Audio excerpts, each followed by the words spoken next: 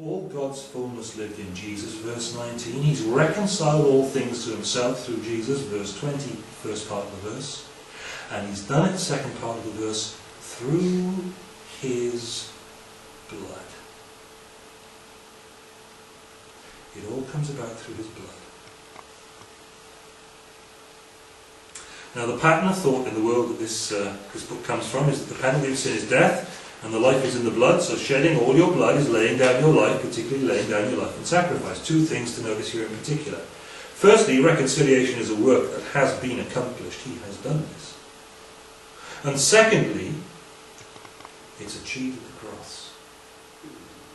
It's achieved in that historical event at the cross, the death and resurrection of Jesus Christ from the dead.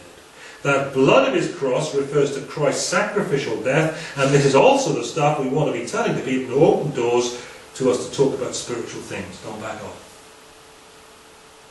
Don't back off. Here's the heart of the matter. Don't you think the principalities and powers and all the forces of the old Nick know that's exactly the crucial issue? Don't you think they know that? And don't you think they want us to soft pedal that and talk about something else instead? Because they know that's where they were beaten, and they know that's where people are going to be saved. And wrenched from their grasp. Don't you think that it must be their overriding concern, those forces of darkness, to get the church to talk about anything else but this? In the case of the Colossian heretics, it seems this was not the central issue in their thinking and teaching. Other teachings were of so much greater interest to them. For all of us, it is easy to get into a situation, into a thought world, where the main thing is no longer the main thing. Isn't it? Paul never locates Christianity in sideshows or distractions, lest the cross of Christ should be emptied of its power. He is turning our eyes back to the cross for the place of reconciliation, and up to the throne to the person who reconciles. God in the flesh, the crucified Saviour, our Jesus. Here's the conclusion. So when the conversation turns and a person opens their ears and sets out a conversational door for you to walk through, what are the things you want to say to them? What they need to know, if they're going to come to know Jesus and become mature in him, what are the headings that you'll want to have in your mind? What are the things that, one way or another, you want to get across? They may raise specific questions, of course, that need a courteous answer. But the points that we need to move towards in talking are these ones.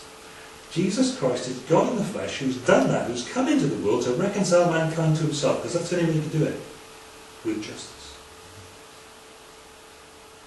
He will impact the world we live in with all its pains and difficulties by restoring its right relationship to himself, its creator, sustainer and Lord. And he's done this supremely by the range of things he accomplished as he sacrificed his own life on the cross.